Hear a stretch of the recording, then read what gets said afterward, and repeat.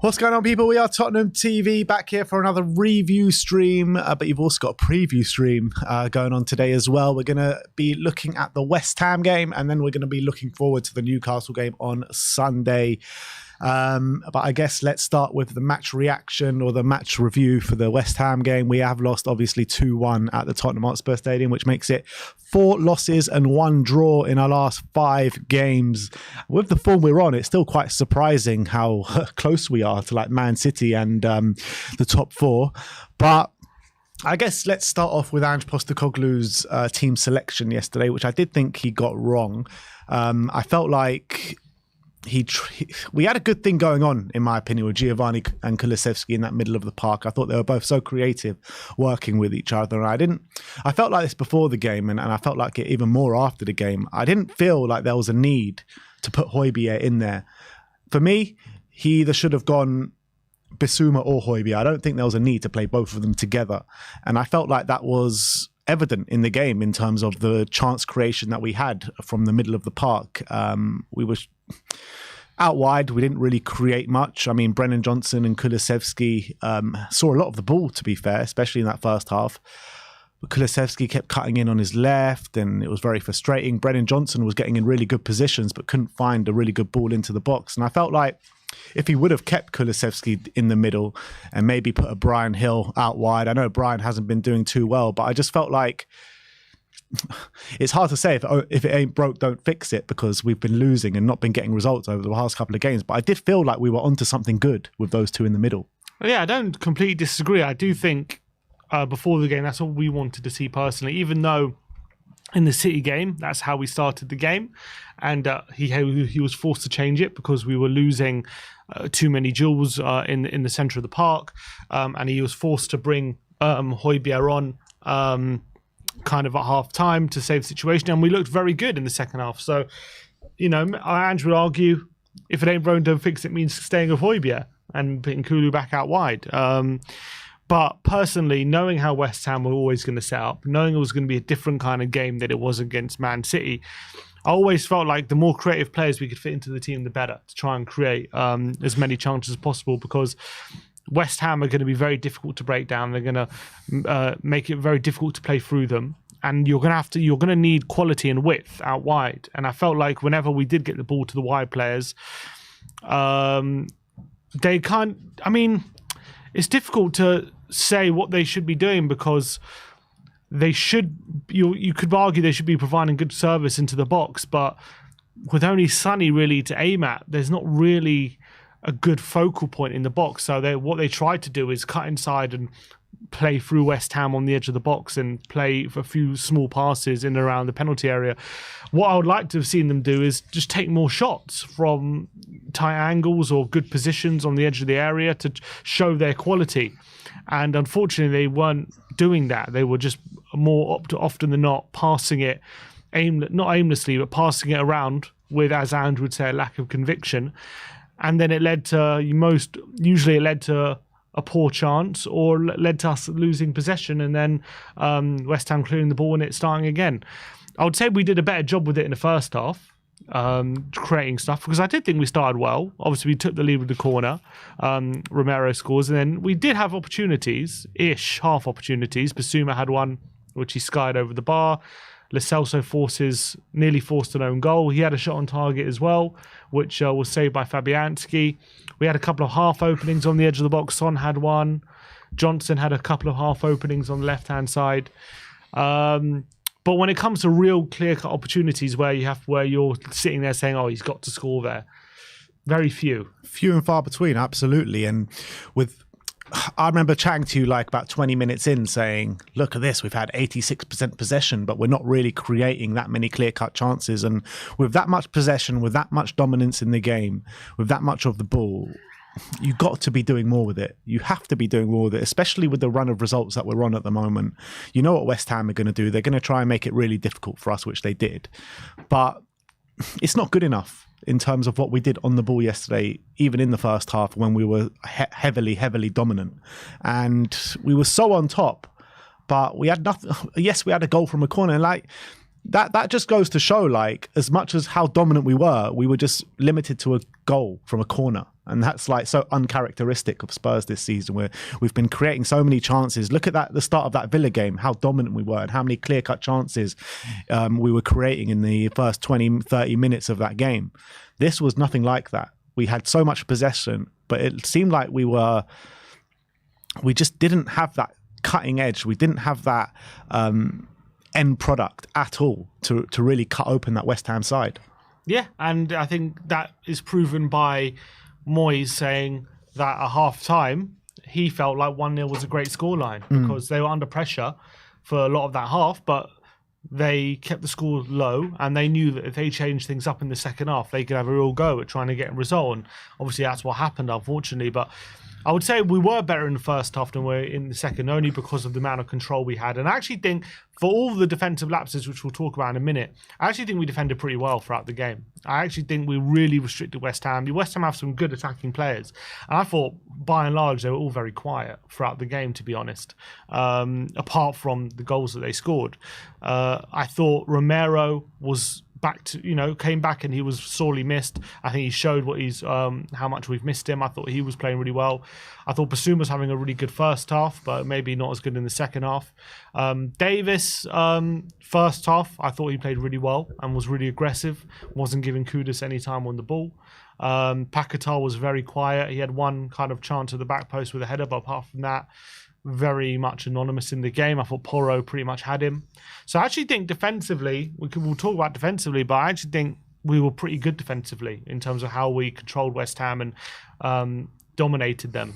But yeah, it's about going forward. We just lacked a bit of incisiveness, and I think it was just about having the confidence just to have a go in certain positions instead of keep passing it. And it was almost how many times I was sitting there saying, just shoot, just have a shot, and they just kept passing. It was getting very frustrating. So it seemed like they just wanted to do the perfect goal every time. Yeah, just like working it into the box. No real variety in the play either. It was just like the same thing every time. It was either going to Kulusevski on the right, he was trying to cut in. I just don't understand for the life of me why he never uses his right foot. I understand sometimes, cutting it in, trying to work it in the box and have a bit of variety, but every single time, that's what Kulusevski was doing, cutting in on the left-hand side. He's got a good right foot. Why not use it from time to time? I'm not saying use it every time, but have a bit of variety in your play, Kulu. It was really frustrating with him on that right-hand side against West Ham. And Brennan Johnson as well. Like, Brennan was probably even more frustrating than Kulusevski yesterday, where he was getting in such good positions, but every time he got in that position, whether it was a shot or a cross, he was found wanting every single time. And both of these players frustrated me just so much yesterday. Yeah, and Ange commented on that on his press conference today, saying, they're young players, but they've got to get up to speed a lot quicker in terms of what he wants from his wide players, because they didn't do enough when they were on the ball yesterday in terms of really taking the game to West Ham. And I think he's probably right. When it comes to the second half, the most frustrating thing about the second half is, yes, West Ham definitely came back into the game, no doubt about it. They changed up their way of playing. They pressed higher and made it more difficult for us to maybe build up, albeit I think a lot of the times we did still find solutions. But in a weird way, the goals that came both came probably in situations where we were actually gaining control back. In a weird way, in moments where they looked good, they actually didn't score from those moments. They scored in moments where we were maybe on top and looking creative. Especially the second one. The first one, obviously, they have a breakaway. Ball goes to Kudus. And, it doesn't take one ricochet. It takes two ricochets. And if you actually watch the replay, Bowen doesn't even know where the ball is when it falls to him. And luckily enough for him, he kind of sees it fall in front of him just in time before Vicario can get there, and makes it 1-1. Was against the run of play. That's a goal. I don't know who you can blame for that. Maybe you can say someone needs to get closer to Kudus. But the fact of the matter is that Kudus' shot had a lot of power on it. Romero can't really react. It just hits him. It then just hits. Then Davis is in close proximity, so it just hits him. And it falls perfectly into Bowen's path, and obviously he scores. So it's just a fluke, really. Like a one in a 1,000 kind of thing happens there, and bam, it's a goal. And then Ange makes some changes, brings on Skip, brings on Rishi, changes it up, puts Brennan back on the right, puts Sonny on the left, Rishi up top. Kulu in the middle. Kulu in the middle. Although one thing he did say today, he was asked about the Lo Celso sub because he took Lo Celso off, and he said it wasn't. He was asked, was he tired or was it to do with tiredness? He said it was just tactical. I'm sorry, that's a bad decision. He said it wasn't down to tiredness or fatigue. He said he felt like we needed more legs, so he put Skip for Lo Celso. That's a bad managerial move, in my opinion. And I've been here giving credit to Ange for all the subs that he's been making, identifying problems in games, and swaying it in our favour at times. But I felt like yesterday he did get it wrong in terms of lineup and substitutes that he made throughout the game. And Giovanni, for me, was our best midfielder. When he went off, he was our most creative outlet, and when he went off, I think that was evident for everyone to see. I mean, Ollie Skip is never going to give you the creativity that Giovanni gives you, unfortunately, and we're lacking options at the moment. That's just the reality of it, and unfortunately, we don't have the options on the bench that can come on and change games. And Skip, yeah, it worked when he brought him on against Man City. I thought he had a really good cameo. But we need different solutions when we're playing Man City than we're playing West Ham. And I felt like Giovanni should have stayed on that pitch yesterday. 100%. And we definitely lost a bit of that creative spark. I know Kulu went back in the centre, but I think it would have really done us the world of good if we had both of them in the centre rather than just one. And it really would have put more pressure on West Ham defensively. Obviously, look, I can understand how Andrew's thinking, because there were periods where it seemed as though it was much easier for West Ham to get out and play through our press and get in on our defence. Although it didn't happen that often, it did happen a few times, which it pretty much didn't happen at all in the first half. So maybe he's feeling like we just needed more energy, and we needed. Yeah, maybe that's how he was feeling. But I just thought taking Lo Celso off just blunted us way too much. And all of a sudden, we struck. Well, I would say, yes, we struggled to create. But I actually think that was only after the second goal, because he makes the subs. And then in this, I think it was like about a 5 or 10 minute period between the sub and the second goal. And we were actually quite good in that period. We were looking like the subs was a good sub, because Rishi has that chance from a header. I remember Johnson was getting in behind a couple of times on the right-hand side. We had Son had a half chance on the edge of the box as well. We had a few moments actually where we were looking like the new energy was looking positive. But then West Ham get the second goal. Udogie with just a lazy pass back, not looking about who's where, not aware of his surroundings. Gifts West Ham a second goal. Ward-Prowse was able to just stick the ball off in the second attempt. Just talking about the goal though, I mean, it was just an absolute shit show from Udogie. I don't know what he's thinking.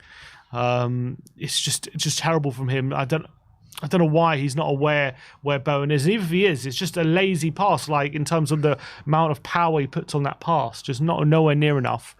I felt Vicario panicked a bit because he saw Bowen coming. I do think, watching it back, if he slides in with his feet, he would have got there and he could have cleared it. I think he did panic. It goes with his hands. But I understand it because he's just trying to sort out a mess brought to him by destiny. So, and then what I was not angry, but I was a bit frustrated watching it back as well.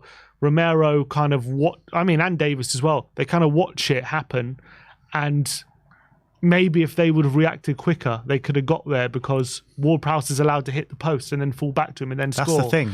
That's the thing, right? Because Romero's looking at it, assuming that he's just going to hit it and finish it first time and it's going to be a goal. But you got to gamble, and you got to be expecting the mistake. You got to expect all eventualities, right?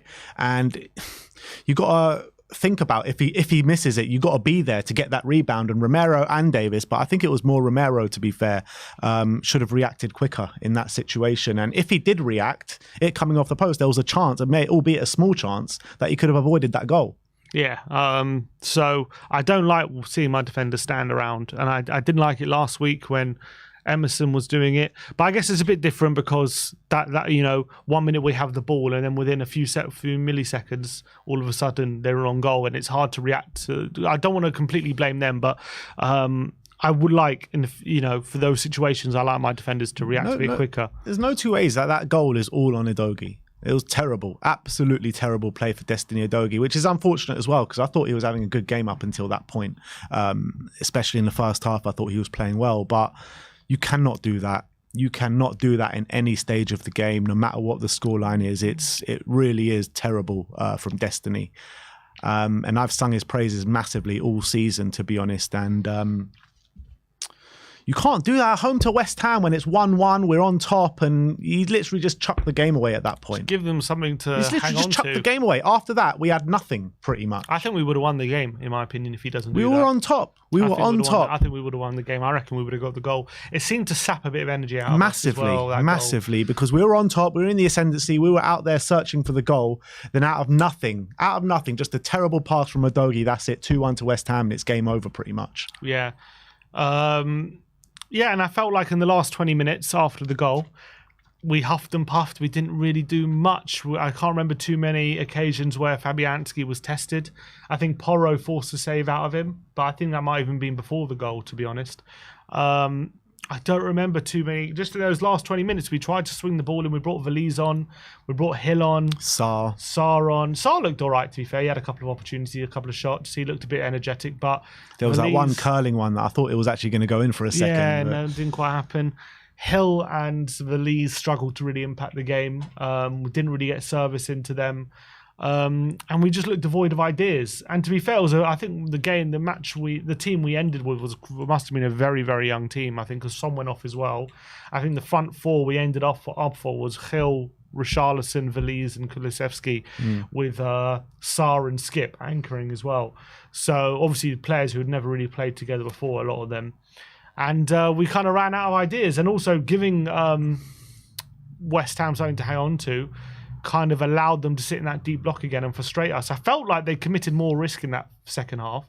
And yes, that might have got them back in the game, but also it could have lent to us capitalising. But what happened was we gave them 2 sloppy goals and ended up with them taking advantage. It was very frustrating as well because I felt Son, especially in the first half, was making all these brilliant runs, finding space in behind and stuff like that, but no one was finding him.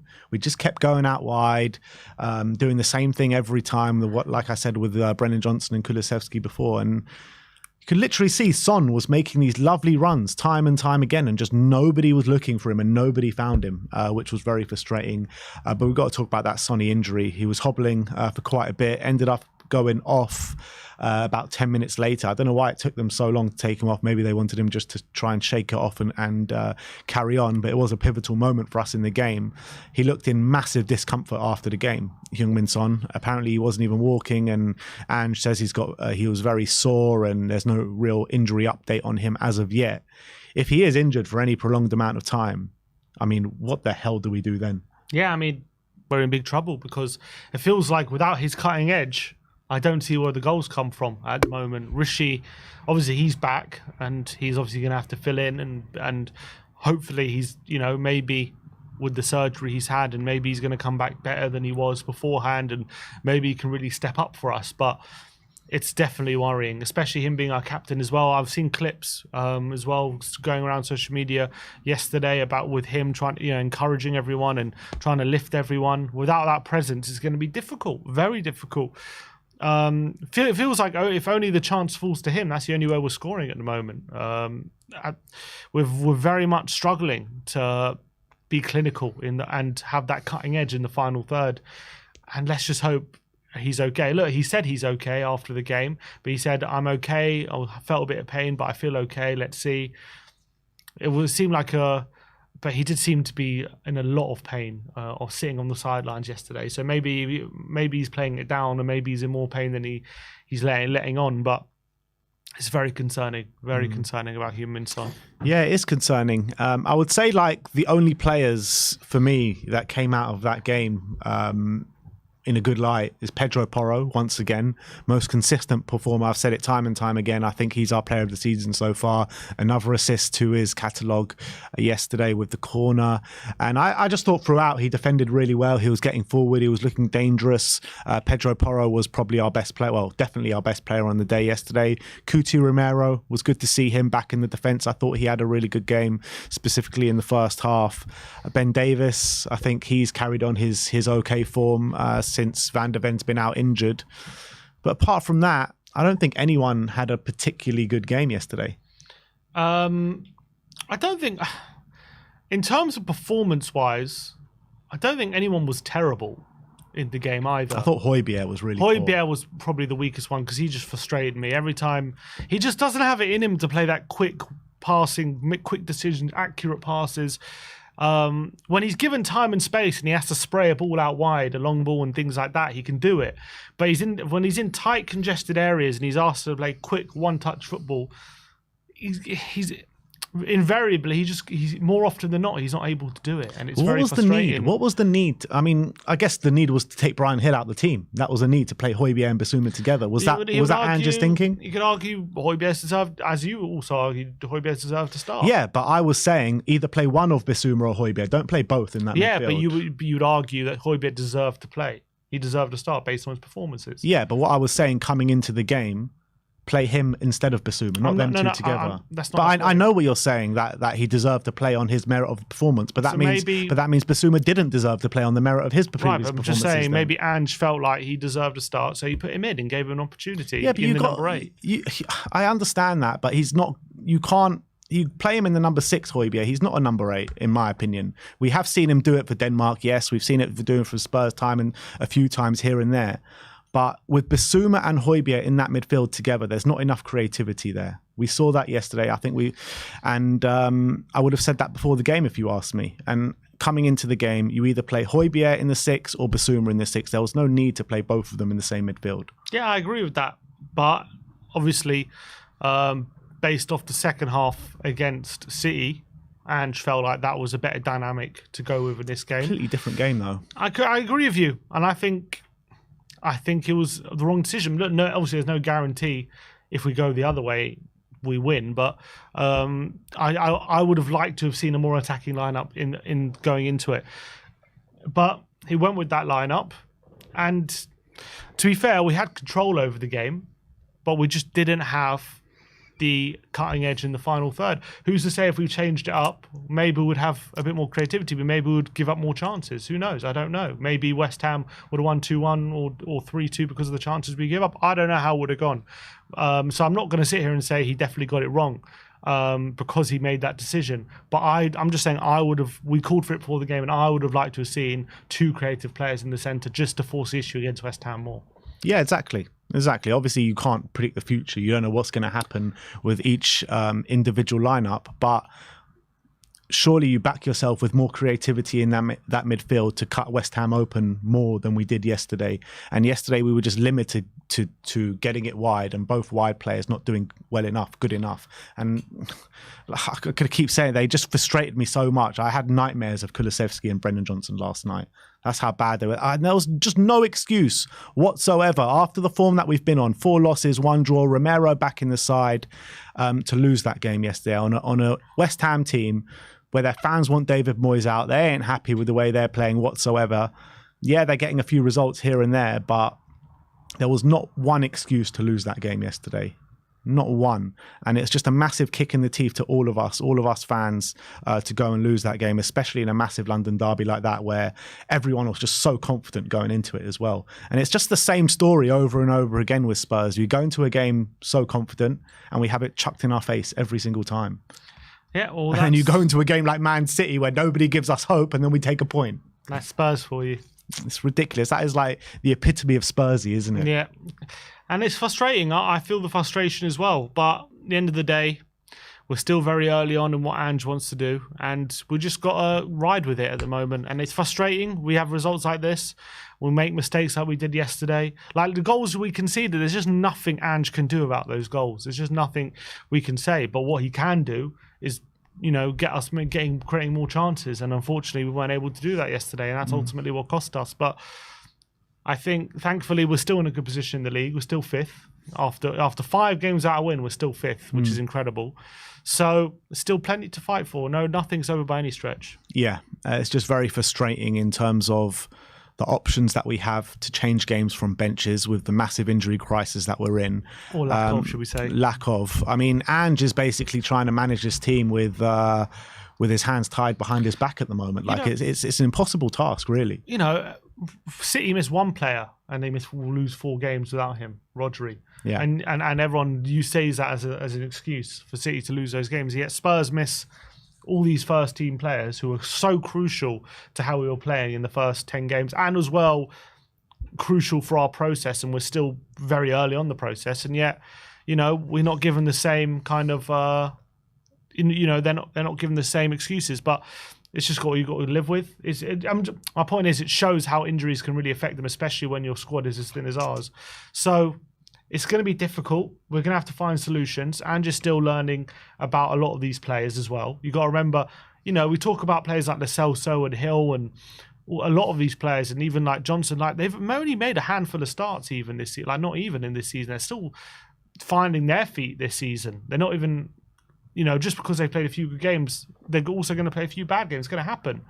So it is what it is. I'm frustrated, but I'm not going to start getting on anyone's back anytime soon until I start getting overly concerned.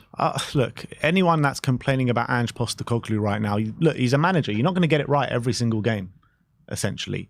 And I think Ange deserves our backing. I think we've seen enough from Ange of what he can provide in these first 15, 16 games of the season, even in some of the games that we've lost. I think we've seen enough that he deserves our backing right till the very end.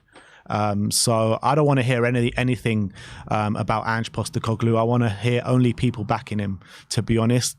He keeps saying, and he said it even when we were on the winning path, that we're at the infancy of what we're trying to do.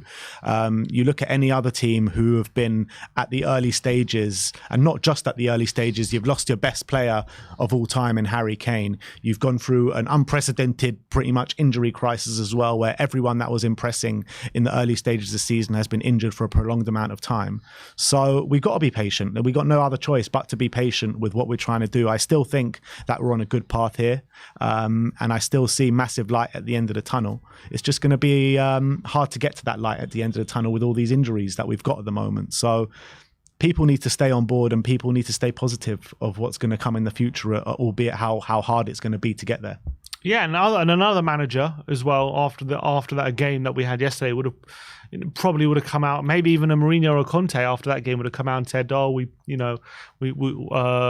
played well and we just got unlucky, individual errors, all that kind of stuff." But it's not what Ange was saying yesterday.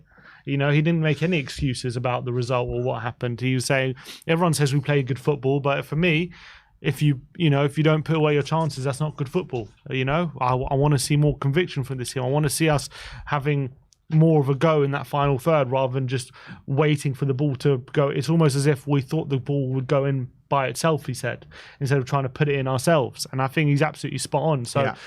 If anyone's angry, he seems angry. So I've never seen him that angry, actually. The most angry he's been at Spurs as Spurs manager, to be honest, and rightly so. Right. So he's not like he doesn't realise there's a problem. He doesn't. It's not like he came out and said, "Oh, we were unlucky. We played well. We were the better team." All that kind of stuff. He wasn't using all these platitudes. He was, I think he was honest, and he was saying what he felt needed to change. And hopefully, the players really take that on board.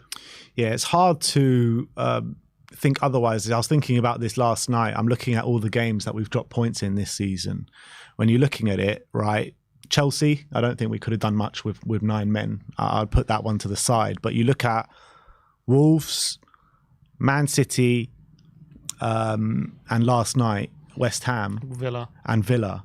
I genuinely believe if we have Harry Kane, we win all those games. I genuinely believe that. And it goes to show, right? You can't lose your best player of all time, £100 million player, best player in the world right now, and not feel the effects. Mm-hmm. And that's what we're seeing right now. 100%, we definitely are. So that is your match review from the 2-1 defeat to West Ham. Let's get into the player ratings. We're going to start off with Vicario. 6s all round from us. I mean, again, fairly quiet day for Vicario. I thought he dealt with everything he had to do pretty well. Some would say maybe he could have caught that from the back pass from Udogie, which would have led to an indirect free kick, but I'm not going to mark him down on that too much. I thought he did what he could do pretty well. Some good saves in there. But 6 only. It was actually a relatively quiet day for Vicario. Didn't have too many saves. We seem to be saying that every game. Yeah, didn't have too many saves to make. The only little criticism I have for him is for that back pass for Udogie. I do think he could have slid in and actually got it with his feet if he thought quicker. I don't know if he had a little stumble. Obviously, it took him by surprise when it happened. But obviously, it led to the goal. But other than that, I thought his passing was pretty good, actually. He had some nice little clips out to the fullback and things like that. But a fairly quiet day for Vicario. Obviously, most of the play down the other end. Yeah, let's move on to Pedro Porro, my man, the match from yesterday in a Spurs shirt. Sim gives him an 8. I gave him a 7. Look, I thought he was really good. Obviously, provided that brilliant corner, which Cuti Romero got his head to, and we went 1-0 up.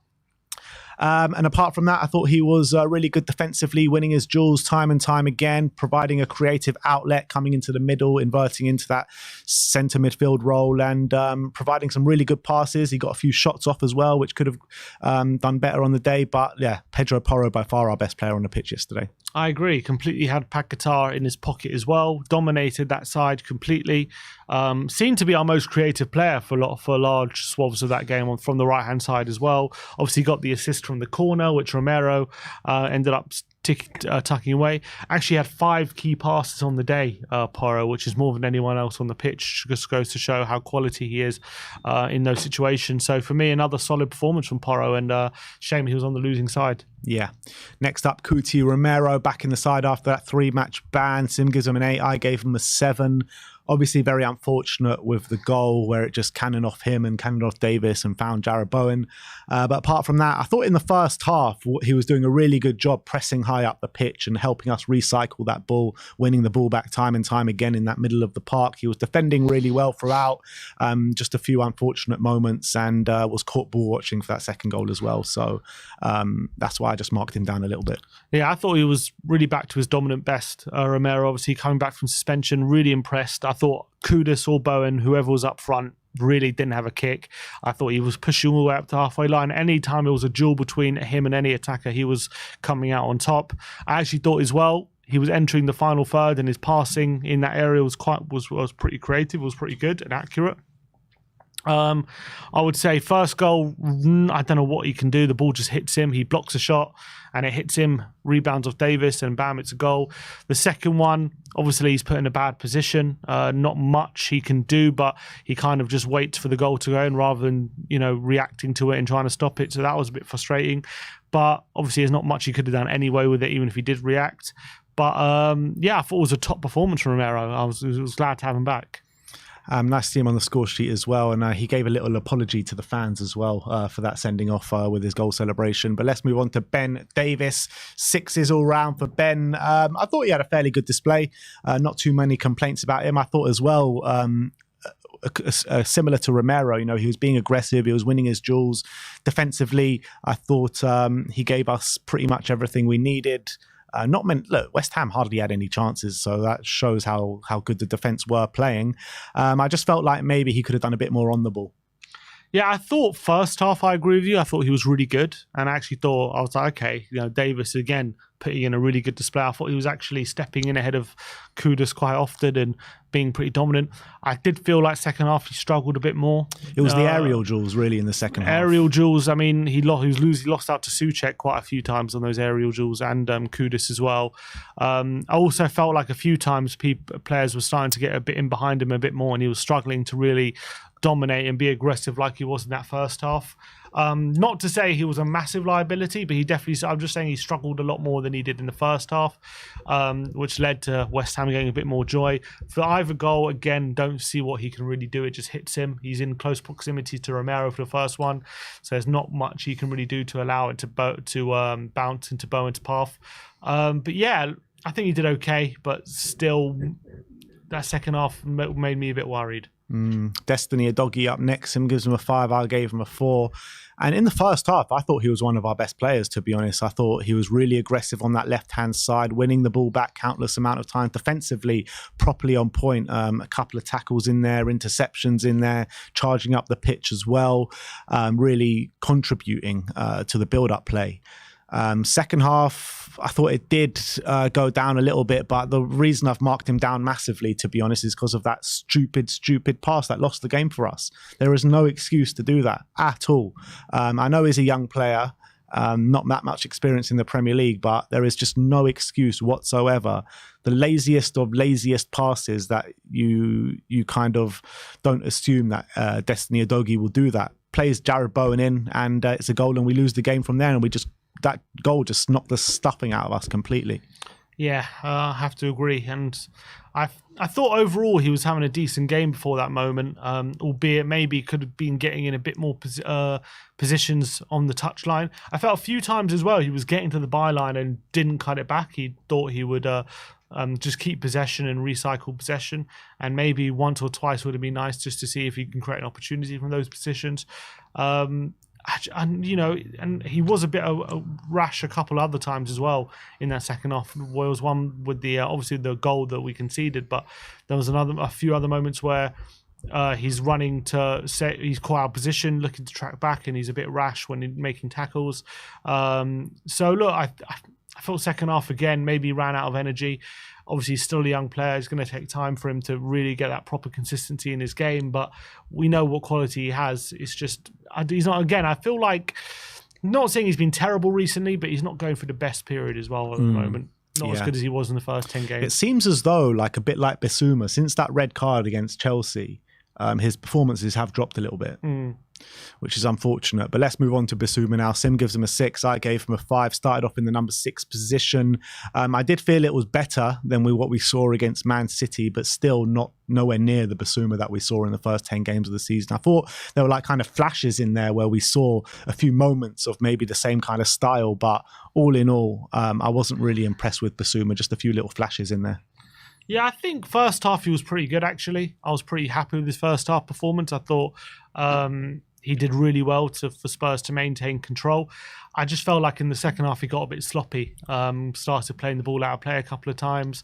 And also I remember there's one occasion he let the ball roll under his foot and he recovered the situation, but nearly let West Ham win possession in his own half. I don't think he did, apart from that, I don't think he did too much wrong. But again, not that confident Bissouma that we know he can be. I felt like we saw flashes of it in the first half, and I thought he was pretty good. But yeah, second half, it waned a bit, unfortunately, so only a 6. Moving on to Giovanni Lo Celso. Sim gives him a 7. I gave him a 6. I actually did think he played really well in that first half. He was our chief creator from the middle of the park. I think 3 or 4 key passes on the day. It was unfortunate he went off, because after he went off, we just had no sort of creativity from that middle of the park. I thought it was the wrong decision from Ange. But yeah, he needs to stay in the team because he's the only one in that midfield at the moment that can create if Kulusevski's not there. Yeah, agreed. I thought first half he was good. I thought he was, again, looking really creative, looking really sharp. Had a shot which was tipped wide by Fabianski, was getting in some really good areas. But second half, obviously, without Ange saying it today, I probably would have said, oh, maybe he took him off because he was tired. But he said he took him off because he wanted extra legs. It was a tactical decision. And that would have frustrated me. But I did feel like he was a bit hesitant as well in that second half. Like a couple of occasions he could have had a go or had a shot from decent positions, and he decided just to have that extra pass and not pull the trigger. And maybe Andrew's getting frustrated with that as well. But if we could have made more use of his good work in the first half, we could have been okay. But unfortunately, it didn't quite happen. So gave him a 7. Moving on to Decky, Sim gives him a 6. I gave him a 4. And like I keep saying in this stream, I was so frustrated with Dejan Kulusevski yesterday. You know what you're going to get with Decky. Tireless running, non-stop running throughout the game. He started on the right. He moved into the centre, went back out to the right. And I don't think he played well in any of the positions that he played yesterday. A lot of the times he was seeing the ball on the right-hand side, cutting in on his left every time without any real end product. He did have a couple of key passes on the day, but it was just an extremely, extremely frustrating performance from Dejan Kulusevski. And I feel like, I don't know why, I kind of do, because I thought Bryan Hill hasn't pulled up any trees in the last couple of games, but Kulusevski has played his best 2 games of the season in the middle of the park, so creative, so hard to deal with. And I felt like moving back out to the right regressed a little bit his performance level. Yeah, I thought in the first half he looked pretty decent. I thought he was actually getting on the ball quite a lot, and West Ham were finding it difficult to stop him in terms of not stop him scoring or anything like that. Obviously, he didn't score, but like stop him getting in dangerous positions, like as he does. And he was getting in good positions and then laying it off for other people. And his final ball into the box wasn't very good, but it was always going to be difficult with West Ham kind of clogging up that box with the defenders they got. I thought second half his performance declined quite a lot. I think he did win a free kick in a dangerous position, but other than that, I mean, he did have that one cross near the end, which was dangerous position, and he completely wasted. Didn't have too many efforts on goal as well. And also when he moved, that he had a little spell centrally, but before he actually moved back out wide, and unfortunately, probably not there for long enough, but didn't do too much in that position either, but wasn't very long. But I thought there were spells where he was looking decent on the ball, but again, the final product wasn't there, so 6. Pierre-Emile Højbjerg up next. Him gives him a 5. I gave him a 4. Didn't really feel the need to have him and Bissouma both in a central in the midfield 3. Thought it lacked creativity. And Højbjerg, you know, he was doing some nice combative work, winning the ball back in the middle of the park, and some nice spraying the balls out left and right. But there was no incisive cutting-edge passes down through the middle through him, and that was a massive downplay. And if you're in the number 8 position, you have to make the most out of the ball that you do have, and you need to create chances for the likes of Heung-min Son and get the wingers in behind potentially as well, which he just didn't do. And I felt like he started the game well, and he was just basically on a downward trajectory throughout the whole game.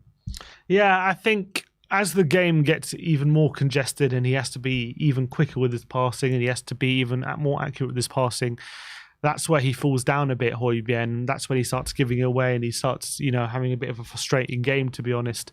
I think when he's in the centre of the park, and he's obviously he's a very good off the ball, and I think he was good off the ball yesterday, but when he's asked to spray a long pass, he's asked when he's got time on the ball, he can do good things, but when he's asked to quicken it up, when he's asked to show quality and speed and quickness of decision making and have a picture in your mind of where players are and where the space is, he's just not that player. And I think a lot of the times we're asking him to like be a player who's helping us break down West Ham in a low block, and he just wasn't up to it. He didn't have the quality to do it. And a lot of the time as well, I felt like when West Ham are winning the ball on the edge of their own area and springing a counter-attack, a lot of the time was Højbjerg giving it away, but wasn't a great display from him in terms of what we need from that position. If you're going to play Højbjerg and Bissouma in the same team, I would have liked to have seen Højbjerg being the one a bit more, as the number 6, and maybe Bissouma being a bit further forward, because we know what Bissouma can bring, that insane dribbling ability when he's on form. So why not just stick Bissouma a bit higher up the pitch and have Højbjerg sitting as the number 6? I didn't understand that. Yeah, it's also could be a solution we could find. But let's move on to Heung-min Son. Sim gives him a 7. I gave him a 4. Contrasting ratings here for Heung-min Son, but I just felt like he had such a lack of service. There was a few good moments in terms of his link-up play, and his energy and effort were there for all to see. But I just felt like he was pretty anonymous throughout the game, to be honest, just because of his lack of service. See, I didn't agree with that. I actually thought his hold-up play was actually pretty good on the day. I thought he was let down a lot by his teammates. I thought he was actually making some pretty good movements as well without being found. But I actually thought when the ball was fizzed into him, I was surprised how he was actually able to hold on to it a lot and bring other players into play and play some really good passes himself in deeper positions. As I say, his all-round game's really improving. I agree with that. It, and I think he showed evidence of that. In terms of goal scoring, though, he had a couple of efforts, one from the edge of the box, which didn't really trouble Fabianski, I think straight down his throat. And then he did have one moment in the second half. He could have pulled the trigger early, decided not to. And then he did pick up an injury as well. Obviously, he had a little spell back on the left, which he had been early in the season. Didn't have, I think he was there only for a bit before he picked up an injury, so can't really judge him too much. But I actually think just based off his hold-up play and bringing other players into play, I actually thought it was pretty good. So I gave him a 7. Last but not least of the starting 11, Brennan Johnson. Sim gives him a 6. I gave him a 4. Another one that really frustrated me yesterday in Brennan Johnson. To be fair to him, he was causing West Ham problems. He was getting in good positions. He was beating his man as well on occasions, but it's just his end product, man, was just frustrating me so much. The crosses was never finding a man. Every time he took a shot as well, it seemed to be mishit. It was just such a frustrating day for Brennan, and for a day like that against West Ham, when we've got all the possession, you need to be more clinical than that in the final third, and that goes for him and Kulusevski, to be honest. And I do get a feeling a bit with Brennan though. Like if he can just improve that end product, we're going to have some player on our hands. Yeah, because he's clearly very, very quick. He's actually quite broad as well for a 22-year-old winger. I just feel like he's still very raw. I think you can see that at the moment. Some of his touches sometimes get away from his finishing is still a bit wayward. He had a couple of opportunities in that first half to cut inside and shoot, and the finishes were poor. He had that volley in the second half, which went absolutely nowhere, when that could have been a good opportunity as well. When he's asked to kind of get to the byline and set up a chance, and when he goes on the outside, I don't know how much he likes to use his left foot because it didn't really show anything. But as you say, I thought a lot of the times the ball would go to him and you'd get off your seat because you think something's going to happen, and he is looking dangerous, and he is very, very direct. That's what you've got to give him credit for. He's very direct at running at people and going for a shot or trying to make something happen when he has the ball. Very rarely he gets the ball and just lays it back to the fullback or something. He always likes to try and do something, but on the flip side, that could lead to him being wasteful sometimes, and he definitely was that yesterday on a few occasions. But he did look a bit dangerous on sometimes, so I gave him a 6. Let's move on to the substitutes. Ollie Skip, who came on for Giovanni Lo Celso, I believe. Sim gives him a 5. I gave him a 4. I mean, it's just night and day what Gio and Skip can provide from an attacking output on the pitch. He came on and made a difference against City and really impacted the game there. But in this game, I mean, he put himself about a little bit, but he just doesn't have that quality, that attacking quality to really help us break down West Ham. And I think that showed yesterday. Yeah, he just didn't do what we needed him to do, to be honest. I think, obviously, maybe he came on with instructions to win the ball back and try and help suffocate West Ham. And he did a bit of that, but what we really needed him to do was provide quality on the ball and provide a threat to West Ham, and that's what he didn't do. And that's for me, that's the difficult thing. So I only gave him a 5. In terms of Richarlison up next, Sim gives him a 5. I gave him a 4. I mean, he came on in a time where we really needed him, really needed a goal. He just wasn't in the game that much after he came on. It says here he only had 8 touches throughout. He was running around and putting himself about a little bit, but that big chance does fall to him at the back post, and he's got to be doing better. He's got to be doing better. That's normally his bread and butter, those heading opportunities from those kind of situations, and it goes wide. And if he does score, you never know what can happen in the game, but he misses a really big chance. Yeah, I think we would have gone 2-1 up at that point, wouldn't we? So definitely would have changed a lot of stuff if Rishi puts that away. Yeah, apart from that chance, I don't remember too much he had, really. The ball was very rarely played into the box while he was on. He partnered Valise for a bit as well, but didn't just struggle to really impact the game. A couple of occasions he tried a bit of hold-up play, but was few and far between. He just wasn't really involved apart from that one chance. And now the manager, Ange Postecoglou, the lowest rating that we have given him all season. It's 5s all round. I did feel like he got team selection wrong. I felt he should have kept Kulusevski in the middle. And game management as well. I think for the first time, actually, I'm saying this, where I felt like the changes weren't the right changes to impact the game. I don't think he should have took off Giovanni Lo Celso, especially for Ollie Skip. Albeit, I do acknowledge that he's going through a really difficult time with the numbers that he has available to him, and he is kind of hamstrung with the options that he does have off the bench. But I do feel like Gio probably should have stayed on. Yeah, I mean, personally, that's what I would have liked to have seen. I actually did think his subs did positively impact the game, funnily enough, for a period, until West Ham got the goal against run of play, and unfortunately that goes against us. So I do have a bit of sympathy for him. Obviously, with the lineup as well, personally, I would have liked to have seen a lineup that would have led to a bit more creativity and a bit conducive to opening up West Ham. Unfortunately, that didn't quite happen again. He played Højbjerg, and it did lead to a very controlled first half. But again, a lack of cutting edge it led to. So it's difficult to say what would have happened if we did start Hill and Kulusevski. Maybe we could have got a few more goals, but maybe we would have left the back door open a bit more for West Ham. I don't know. But in terms of performance, it was just frustrating how the game went, and he wasn't able to change it and get us the 3 points. I don't think he did too much wrong, just because he's got his hands tied behind his back a lot. But I think if he had his time back, he might have done things a bit differently. Yeah, agreed. So that is our player ratings from the game against West Ham, 2-1 defeat at the Tottenham Hotspur Stadium. Let me know your player ratings in the comments section below. And now let's move on to the 5 takeaways. We're going to take a look at that West Ham game again and see what 5 things we can take away from the game. First up is Romero's return. Yeah, and he actually had a really good return, I felt, Romero. Obviously, got the goal, which put us 1-0 up. But I just felt when it comes to his proactive defending and being dominant and making sure that the attackers aren't getting on the ball and the ball's played to them and making sure West Ham had a lack of focal point, I thought he was really good at that. Stats on the day, 2 out of 2 ground duels, 2 out of 2 aerial duels, 2 tackles, 94% passing accuracy as well.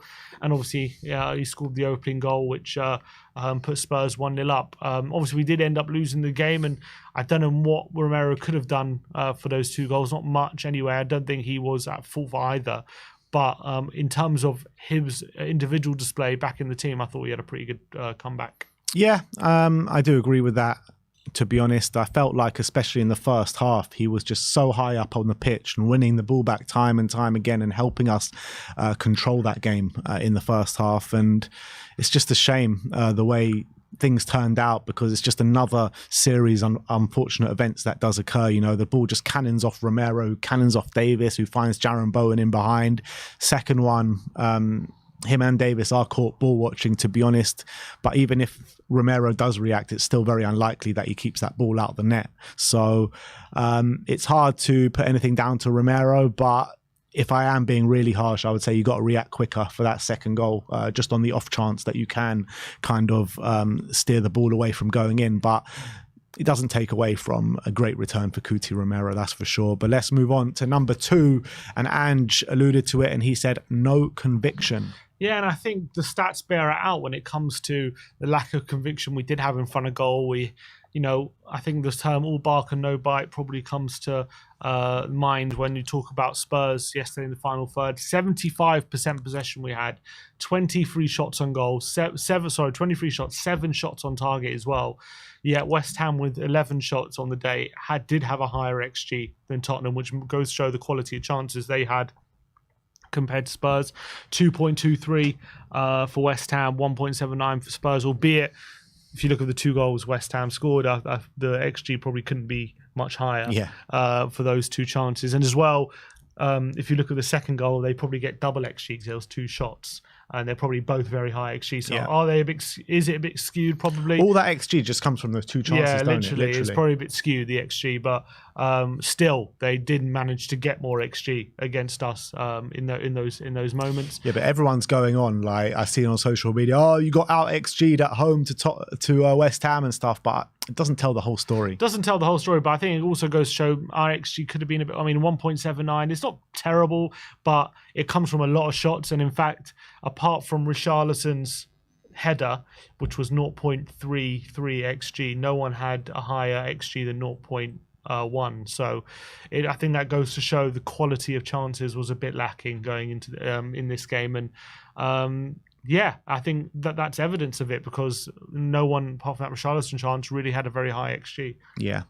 All right, let's move on to number 3, and that is Porro provides. Yeah, and a really strong performance again from Pedro Porro. He's been so consistent this season, and I think yesterday he had a brilliant overall game, had 5 shots in total, 2 out of 2 dribbles, completed 4 out of 19 crosses, 3 out of 5 long passes. He had 5 key passes, which is more than anyone else on the pitch, 1 big chance created. And as well, the stat on the end of yesterday was that Porro has now been involved in 10 goal contributions since making his debut in February, which is more than any other player, fullback, apart from Trent Alexander-Arnold in the Premier League. So I think that goes to show the quality that Porro has, and a lot of people saying, he is one of the best defensive fullbacks in the Premier League, and I think those stats are evident of that. Yeah, I think I've said it time and time again on this stream and before, but I'll say it again. I think he's been our best player this season, or our most consistent performer. That's for sure. Him and Vicario, in my opinion, are two that top the list, along with Heung-min Son as well. So I can't sing Pedro Porro's praises enough. Everything that we've said that he needs to improve on, he has improved on and is still improving on. His attacking output is brilliant. His defensive play is getting better and better game on game.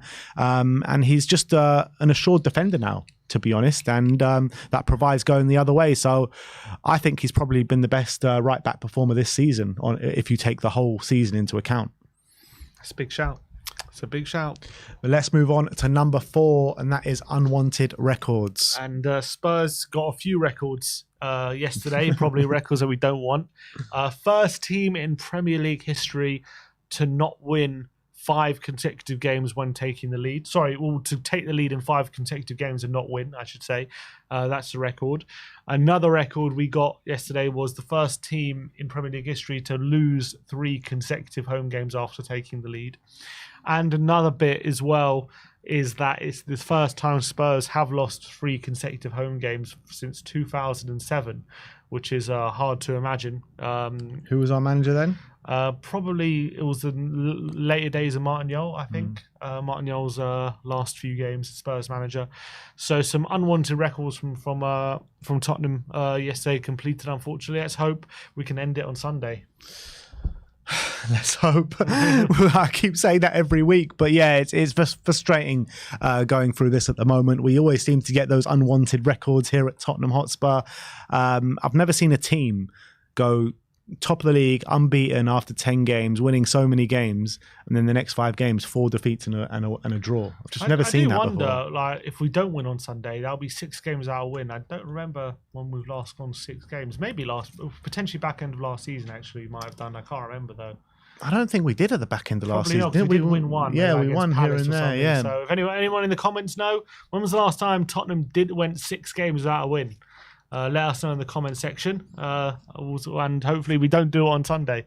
Yeah, but it's an extremely difficult game as well, especially with Newcastle on the back of that 3-0 defeat. They're going to want to right those wrongs as well. So it's going to be incredibly difficult. But we'll be there and we'll be backing the boys to win, obviously. But let's move on to the 5th and final takeaway, and that is still in it. Yeah, and it's hard to remember, but with all this bad form and seemingly, a lot of teams at the moment in good form, but we're still only 3 points off 4th. We're still actually in 5th position as well. And I think that's testament to the good start we had. And this is what I was actually saying. Even I remember saying this after the Chelsea game, that yes, we got injuries and yes, we have a bad run, but we could go on a bad run and still be, because of the start we've had to the season, because of the kind of buffer we gave ourselves, we could actually go on a bit of a losing run and still be in I don't think you envisaged it to be this bad. I didn't. You're right. I didn't think it would be this bad. To be fair, I was hoping there'll be at least 1 or 2 wins in these games here. Obviously, I didn't envisage 4 losses and a draw in the next 5 games.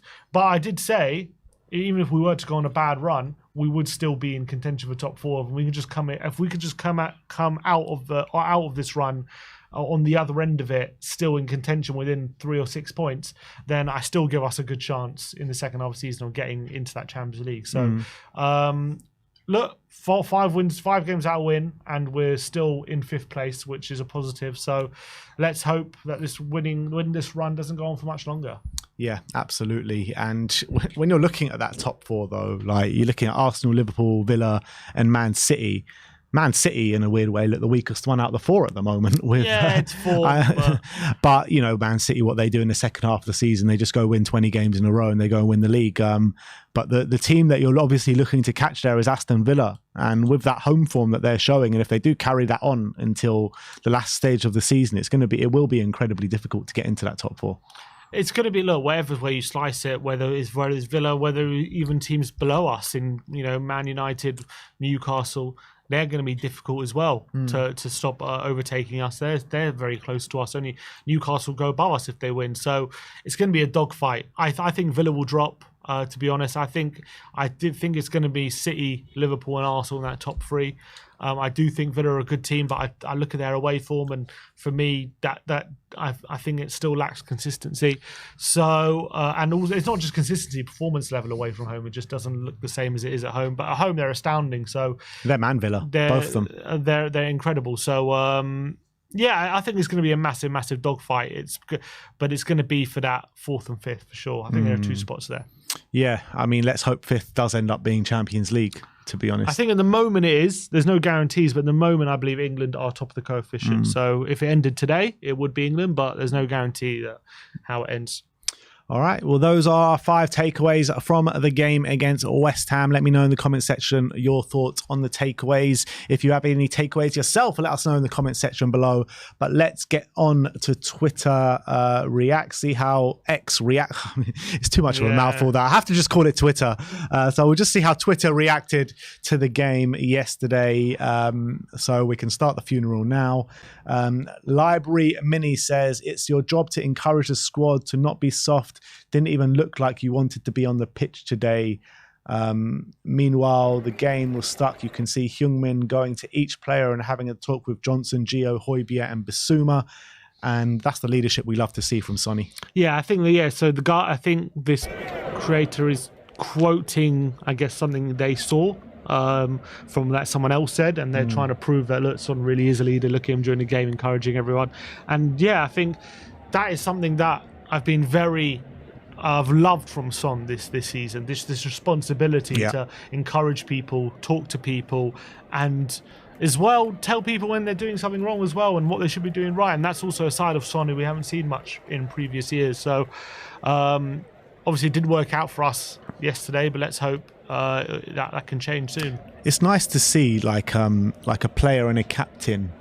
That it means so much to wear that armband. You know, some players, they can just take the armband and just take it a bit for granted, but you can see actually with Sonny how much it means to him, and he's taking that to heart, isn't he? 100%. Moving on, Luca THFC saying, how on earth does this shit even happen? Only at Spurs. I mean, only that at double Spurs. Deflection, man, it's just ridiculous. It's just ridiculous. Yeah. I don't know how Come on, that happens, Romero. but anyway. It's fallen Moving from on, Sonny 7Y. This was this the injury that Sonny got? I don't know what this is. I think I might have been where he picked up the injury from. I think that's probably where I guess so. It got barged in the back by Soufal. So what, we're going for Soufal at the London Stadium? Exactly. When's the London Stadium? I'm penciling that one in. Let's just hope Sonny's all right. But yeah, it seemed it was like a back issue, people are saying. But then other people are saying it was his groin. So I don't know.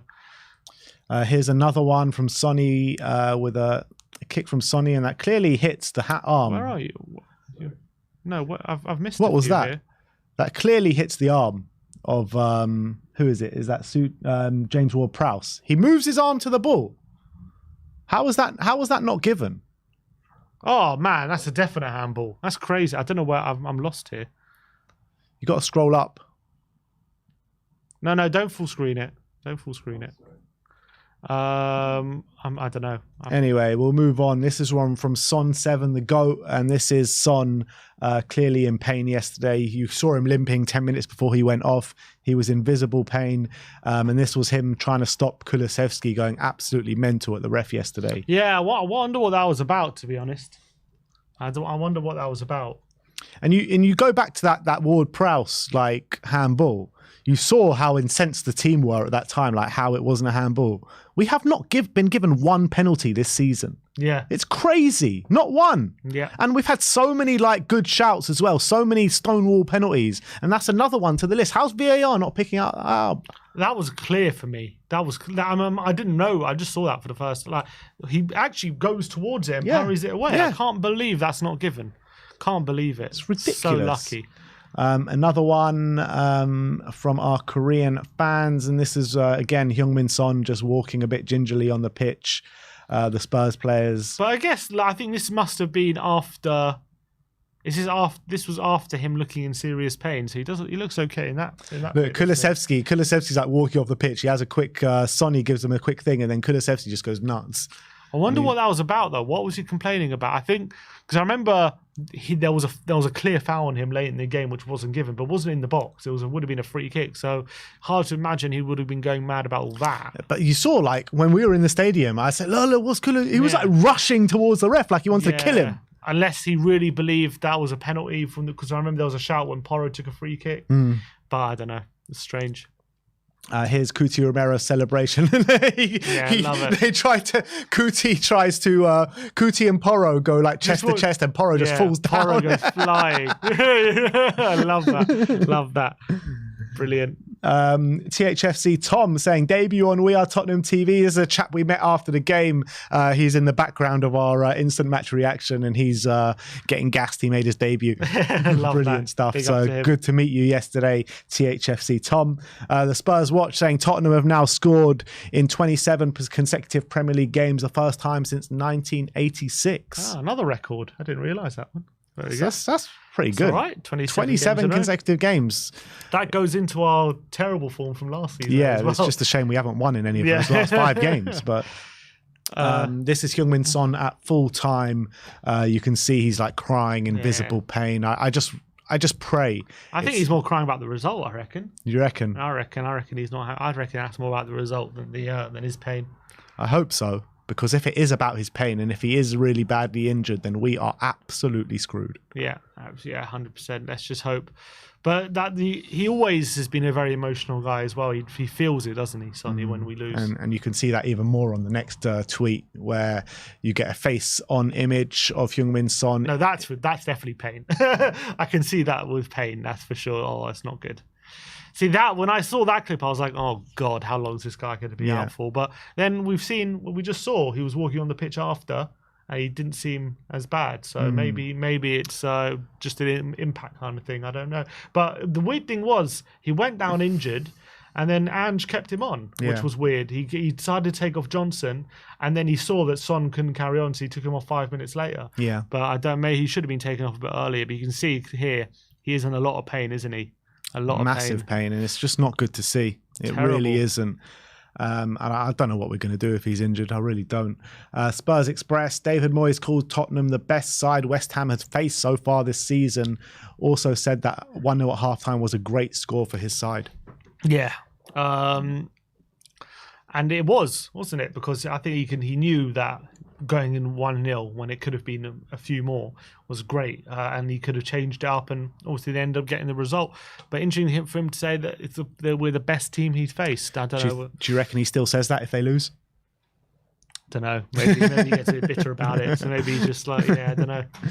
Spurs Army saying current mood, and that is just boom. And that's exactly how I was feeling last night. Yeah, and I'm still 100%. Feeling today, to be fair. This is Cuti Romero with his heart and clapping after scoring his goal yesterday. So a bit of a apology for getting sent off as well. Yeah, he was like that as well. Yeah. So this one, Kulusevski, when fullback pushes him onto his right foot. So true, man. Doesn't like it, does he? But why? I just don't get it. It just doesn't make sense to me, because every time he uses his right foot, he uses it really well. Yeah, I don't know. I don't know. What's it that like? He's just got like some mental block with his right foot. Actually, he just prefers it on his left. That's all it is. Yeah, but there's a lot of left-footed players who prefer it on their left. Yeah, fine, but you can have a preference, but at least use it from time to time. Like, he hardly ever uses it.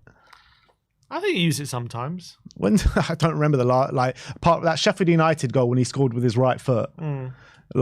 Since then, I don't hardly ever remember him floating across in with his right foot. Yeah, but you don't want to float across in. Or drilling a foot there across with his right foot then. Yeah, you're right. You probably should do it once or twice. just once, Kulu. Like, is that too much to ask? BLTHFC says no club in football goes from 8th to 1st while losing 30 goal a season striker. The fact we were first until the injury highlights how ahead of schedule we are. There was bound to be obstacles this season.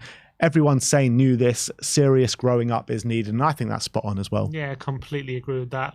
At the end of the day, to be honest, if I offered you these results at the beginning of the season, you'd probably take it. You know what I mean? What, as in Even like from now. the first 10 games or last 5 Yeah, games? like forget the order of the games. Just the how many points we have and where we are on the table. Yeah. We're probably taking it. Yeah, look, if you said to me We're gonna be fifth. December 5th, 3 points off. behind City, I would have taken that. Yeah, you you're would have right. taken it. No context, Tottenham just showing a picture of Eric Dyer I on. think that's just like mood kind of thing. Yeah. And just depressed. That is how a lot of us feel right now. This was Højbjerg in the first few minutes of the game God, yesterday. yeah, we knew this was going to do the most Højbjerg thing I've ever seen in my life.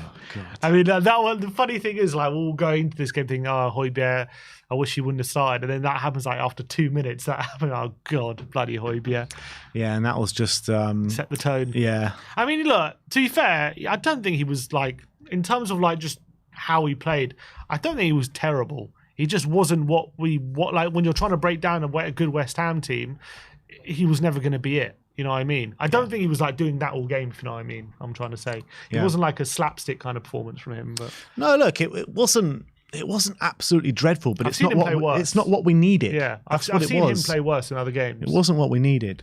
No context. Tottenham as well was merged. What was it Ange and That's Ange and on. It's already happening. Huh? Ange and with, Conte. Get this off my narrative's screen. changing. Get No this off my chance. screen. No chance. Harry Brooks says Spurs have a major issue in the final third. Unless they can hit teams quickly where it flows, the players in the final third aren't sure of where or how to move. Re-rotations when the opposition is sitting, and it has to be more patient. Profiles of forwards don't help. It's not a good blend, and I agree with that. And I mean, we don't have those like classic Ange Postecoglou wingers yet that can be like one-on-one demons and provide for us really in the final third. And in terms of low blocks as well, we don't really have that big presence as a number 9 that can win those headers when we do float in those crosses. Exactly, man. That's what I'm saying. I think that's the perfect encapsulation of the problems that we have right now, especially with the injuries. Like when you're playing against West Ham, like the plan is to suffocate them, squeeze the pitch. And what you're going to need is more physical presence up front. You're going to have to be patient. And also you're going to have like quick defenders to make sure you're stopping counterattacks. And, you know, no Van de Ven, no Maddison. It's going to make it a lot more difficult. And also no physical striker. It's just going to make it a lot more difficult to break him down. But, yeah, it is what it is at the moment. It's just we're going to have to go with what we got. Yeah. We've got no other choice. But less than a month to go till January. Yeah. I mean, we'll see what happens in January. We'll see. I would like some movement, but I'm not expecting 4 players to come in. If you know what I mean. Yeah, 3 at least. I'm not expecting 3. 2, please. Maybe 2. Maybe. Lily White Rose is tweeting the Richarlison chance yesterday, saying he has to score 100%. That was our best chance of the game. I mean, we don't have a better chance than that. So yeah, that It's a was better our chance best than our goal. Statistically, it was a better chance. Better chance than our goal. And he gets up really well. Should be scoring. Yeah. Charlie Eccleshare saying Postecoglou clearly really angry and talking about his team lacking conviction, and it was the most angry that we have seen Ange Postecoglou since joining Spurs, which was last night. Definitely. And it's interesting because it wasn't like our worst performance of the season. I would say maybe second worst of the season. Yeah, after Wolves. Yeah, you're probably right about that actually. But like, if that's your second worst performance of the season, it's not bad, is it? If you know what I mean. Yes and no. I mean, it just goes down to chance creation. If we would have created chances and played exactly the same in terms of dominating the ball. If you put that performance in last season, where does it rank? You know what I mean? Last season. Yeah. So, you know what I mean? It's probably one of our better performances. Yeah, but that's not saying much though, is it? No, I'm just saying like it's a big improvement. Yeah, it is improvement. And we all know we're improving under Ange, and we all know the frailties and where we're going wrong at the moment. It's just frustrating that we're like powerless to do anything about it, because like after the game yesterday, I came out and we were just walking out the stadium, and I was just saying to you, like, I don't even know what difference like we could have even done yesterday. Maybe a few little changes that Postecoglou could have made, like playing Kulusevski in the middle and stuff like that. But that's not even a guarantee that that would have changed the result. And we're just like powerless to because of how many injuries that we have. But I'm glad. Yeah, it's true. But I'm glad Ange is angry and not looking for excuses, because that's the only way we're going to get through this. Yeah, absolutely. Up to Joe with some stats on Pedro Porro. Says 10. Pedro Porro has been directly involved in 10 goals in the Premier League since his debut in February. 3 goals, 7 assists. The only defender with more goal involvements in the competition during that period is Trent Alexander-Arnold, who has 13. Wow. And no, not that much different. Only 3 goal contributions in it. Yeah, and look, and Porro as well is playing that inverted role, a bit similar to Trent recently as well, showing his creative chops. And I think Porro has been brilliant this season. I think that was his fifth assist of the season yesterday as well from the corner. And I just think he's so creative. I actually think at times, especially yesterday, he's actually the most creative player on the pitch. 100%. And I think that goes to show his quality. Yeah, I agree. And I actually think when you're comparing him to Trent, obviously Trent is much better going forward with that right foot that he has. But I think actually as a defender, I think Porro's better than Trent. This season for sure. Euro expert says going to be loud voices on Ange and Spurs now, but honestly 9 out of 10 times that probably ends 1-0 to Spurs. Combination of luck and big errors give West Ham goals, and from there it's Moyes' low block to stop any chances.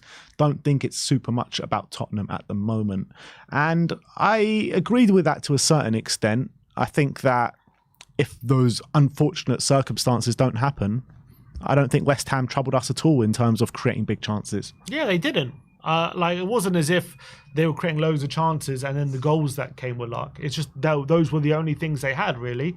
And there's not much we could do about. I mean, obviously the second goal. I'm not saying not much we could do about it, but not much Ange can do about it in terms of like the process. Udogie's got to stop doing stupid back passes, 100%. The first goal was just a massive slice of luck. That's going to happen during a season. And I agree. I think most times we play that game out again, we probably just do, even though it's not the best performance from us, we do go on to win that 1-0 because we restrict West Ham. I love what Ange said after the game, though, when, the Spurs interviewer goes to him, oh, well, but we played quite well again today and we were controlling the game for the most part. And he was like, no, mate. Playing well is winning games. Not playing well is not. He didn't actually say this, but playing well isn't actually going and losing 4 games and drawing 1 game. As much control as you have, you've got to be winning the game, scoring goals. You've got to be scoring goals. He said, "I'm not here to play good football. I'm here to win." Yeah, and he said that's part of the problem in a weird way. People saying that we're playing well, good football.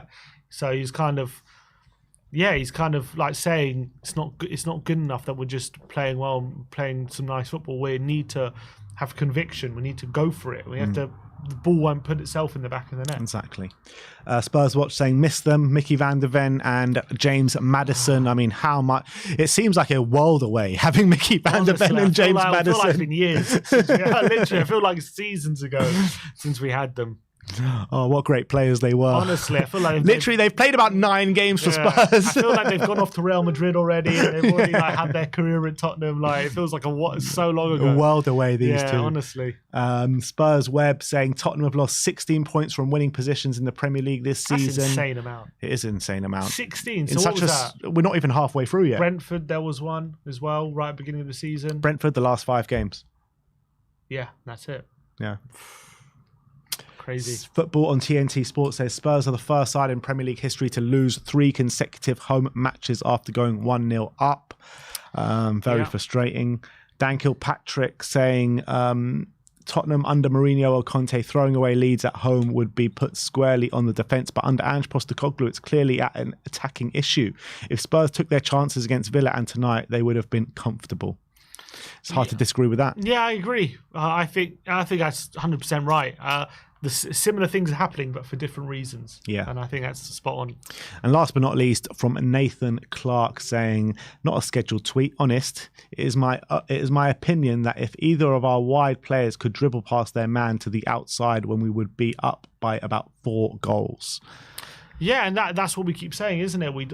That's why we like Johnson on the right, because I think he likes to go on the outside a lot more and looks a lot more dangerous when he does that. And at the moment, when we have Kulu and Johnson on the inverted sides, it's I don't know. It just looks a lot less creative, a lot easier to deal with. That's the thing at the moment. Not to say it's easy to deal with, just easier than the alternative. Yeah, I get it. And that's why we look so good, I felt, against Villa, and we just haven't had that dynamic back since. Let's hope we can get back to that dynamic against Newcastle this weekend. But that is how Twitter did react to the 2-1 defeat against West Ham at the Tottenham Hotspur Stadium yesterday. But enough dwelling on the past. Let's look forward to the future. You thought it was all over. Let's look forward to the future because we do have another big game this weekend. Newcastle at home. What is it? 2 o'clock kickoff? 4 o'clock kickoff? It is 4:30 kickoff, isn't it? 4:30 kickoff, yeah, at the Tottenham Hotspur Stadium, where we're trying to get our first win in 6 games. So let's get into the match preview and have a look at how we think we can break down this Newcastle side, who haven't been good away from home this season. Let's be honest.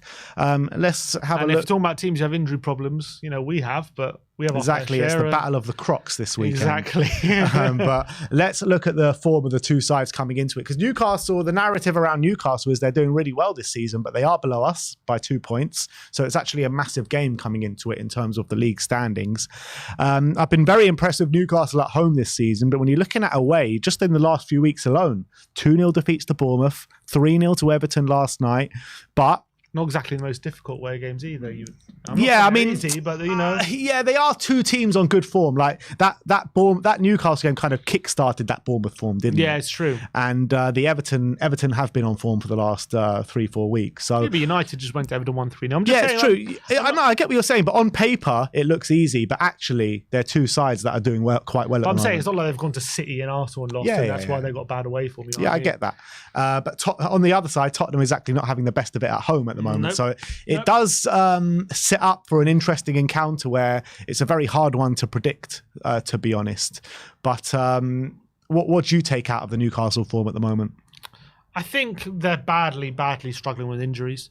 They're obviously a really aggressive team. That's how I think last season and even this season at home, how they get a lot of their joy is hounding players, hounding oppositions, getting really close to the opposition, pressing really, really high, being really aggressive, being very direct, and playing with a very, very high tempo. And when they're forced to slow down that tempo, or when they're not good, or when the opposition are matching their aggression, they're starting to struggle at the moment. Obviously, Lewis Miley, 17 years of age, is coming in centre mid. He's done a really good job for a 17-year-old, but sometimes he can get overrun and sometimes it can be a bit much for him. The front line as well, Almiron, Isak, Gordon, 3 good players, but there are 3 players as well, a bit like... Sorry, not Isaac, but I feel like with Gordon and Almiron, when it comes to like chances in front of goal, they can be very inconsistent, and they're not like these clinical players. So when chances get reduced away from home, which potentially they do, then they're not taking those chances. Maybe at home they're creating a lot more chances, so they take a couple, but away from home they're getting less opportunities and they're being less clinical. Defensively, obviously loads of injuries. Defensively, Lascelles has come in to partner share. Obviously, Trippier and Livramento's playing out wide. Livramento's obviously playing well. He's an inverted fullback, though he's not going on the outside, which gives a different dynamic. Trippier is not afforded. I feel like he's not being afforded the same protection away from home potentially as he is at home when they're a bit more aggressive, a little bit more on the front foot. So it's leading to him being a bit more exposed, albeit he's still obviously a great player. So and also Pope's just picked up an injury. So now they've got Dubravka in goal, he's not a bad keeper, but he's not Nick level. Pope. He's not Pope's level. He's not going to be able to keep out what Pope can. So it's leading to a lot of problems for Newcastle, which hopefully Tottenham can exploit. But then again, we've got our own problems. Yeah, we got massive problems, and another problem might present itself this weekend in the shape of Heung-min Son. We don't know if he's fit or not, and Postecoglou in the press conference was saying there's no news on him just yet. They still got to do some more checks and stuff like that, which let's just hope for the best, to be honest. I'm going to assume that he is going to be fit for this weekend, but if he's not fit, what the hell do we do? Has to be Rishi. I mean, it's either that or Valise, one of the two, but I'm guessing Rishi came on before Valise yesterday, so I'm going to assume he's probably fit enough to play. He played 25 minutes, and he played 10 minutes the game before, so I'm assuming he's going to be fit enough to start. So I'm guessing Rishi has to come in, and then it's about finding the dynamic that works. Obviously, Sarr came off the bench as well. Maybe he's ready to start as well. But it's going to be difficult without Sonny, that clinical finishing. And look, we saw when Kane left, other players stepped up. If Son's injured, maybe someone else steps up. But it's going to be very, very difficult. We know that Son just provides that that opportunity, even if you just get one chance, he can put it away. So missing that and missing that leadership he's been offering this season is going to be a massive, massive blow in this game. But let's hope he's fit. But if he's not, Andrew will have to deal with it. He's going to have to find a solution. And I think Rishi's going to have to be it. Yeah, if he's fit enough to play, that is. And let's say Rishi's not fit enough to play 90 minutes. You would assume he's fit enough at least to play 45, 60 minutes by now, after getting, half an hour or something in the last 2 games. Actually, you know what? Even if, let's say Rishi's not fit enough to play or start, let's say, I wouldn't even be surprised if maybe he puts Skill back in and puts Brendan up top. Maybe that would be a solution. Could be. Do you think there might be a shout from someone like Jamie Donnelly? Donnelly in a false 9 maybe, or John Donnelly in a false 9, Alejo Veliz as a target man. Alejo Veliz. There's a lot of different. Veliz is getting the nod ahead of Donnelly at the moment. He is. Look, Ange said pretty bluntly today, not saying that Donnelly's not good or anything, but he said, look, I'll give him a chance if he can prove to me during the week that he should be getting the chance, and there's a reason why I haven't brought him on, kind of thing. So he's kind of he's not hinting like he's never going to get a chance. He said, look, he didn't prove to me this week, but doesn't mean that can't change by Sunday. So look, we'll have to wait. There's a reason why he hasn't been bringing him on or brought him on only for a few minutes against City. But yeah, it'll be interesting to see what kind of solution he brings. What else is interesting from those comments, because it's 2 completely contrasting reports from Ange, one on Donnelly and one on Dorrington, where he says about Dorrington he's going to get his chance, where he says about Donnelly, well, he's not doing enough just yet. So maybe that is just saying that Donnelly's just not ready yet, and that's what it is. Well, and I guess there's more opportunity for Dorrington than there is for Donnelly. You've got to remember there's a load of other players in the attacking positions, even with the injuries, who are more senior players. When it comes to Dorrington, you could argue he's next in line. Literally, he's next in line. So it is what it is. Yeah, very true. In terms of the head-to-head between Newcastle, obviously we failed massively against them last season. That famous 6-1 defeat, what was it, 5-0 after 20 minutes or something like that. Oh my God, yeah. That was a thing of nightmares. I've never had to endure something so painful than the first 20 minutes of that Newcastle game last year. So I hope the players that were playing on that day, the Cuti Romeros, the Pedro Porros, all those kind of players, use that and remember that pain and harness that pain and use it as a bit of a revenge mission for this weekend, because that was just absolutely shocking. It was the worst Spurs game I've ever seen, I think. Really? That Probably. bad? Yeah, I can't remember how can it get worse than 5-0 after 20 minutes? I don't think it can, really. Yeah. That was, and also we were just ripped apart, and it was defensive mistakes. It was just weren't offering anything. It was also soft. It was bullied. It was anything you could speak of. It was that from Tottenham. It was, and it was so bad. We had to get rid of the interim. We sacked the interim manager. That's how bad it was, which I don't think has ever happened before either. I think the only time it happened, didn't Arsenal sack Lundberg when he was interim as well? Or Man U sacked Carrick, one of those. I can't remember which one. I think Lundberg was just replaced by Arteta. Was he? Yeah. Okay, fair enough. I think so. Anyway, I can't remember 100%. I think he was. Maybe you're right. I don't know, but there was just no.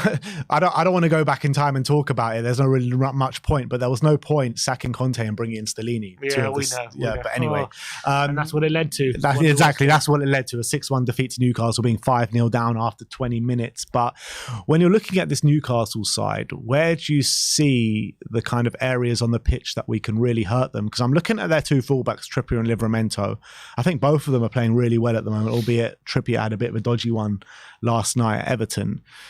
Are you seeing that we can get them out wide through the middle? Where's the opportunities that we can really hurt them? I think they're a very physical team. I would say right now with them playing Lewis Miley in the centre, and also Lascelles is there, who's actually been pretty good, to be fair to him, since he stepped in, but he's still somewhere. I think if you look at that side, Miley, Trippier, Lascelles, and actually if you look at the goals that they conceded against Everton, and they're all coming down that side as well. Obviously, it was because Trippier made some individual mistakes, but I'm looking at that side and I'm thinking that is definitely the side for me, which I'm thinking about on our left-hand side, their right-hand side, about defensively where their weaknesses are. Trippier is a fantastic fullback and has really improved, but obviously his biggest strengths are offensively. He has really tightened up defensively, become a very good defender, to be fair to him, but he's still much better offensive fullback than he is defensive.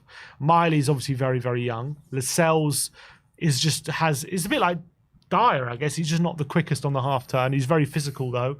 And he's proven that he can definitely still play at this level. There were still doubts about it. There was a lot of people who thought he was going to leave on a free, but he's still there and thereabouts and still doing a decent job. So I'm looking at their left-hand side and I'm thinking, if we're going to get Joy, that's probably where we can get it from. But then who do we have there? We have Udogie there, maybe Lo Celso, maybe Johnson. So whether we can exploit it is going to be another.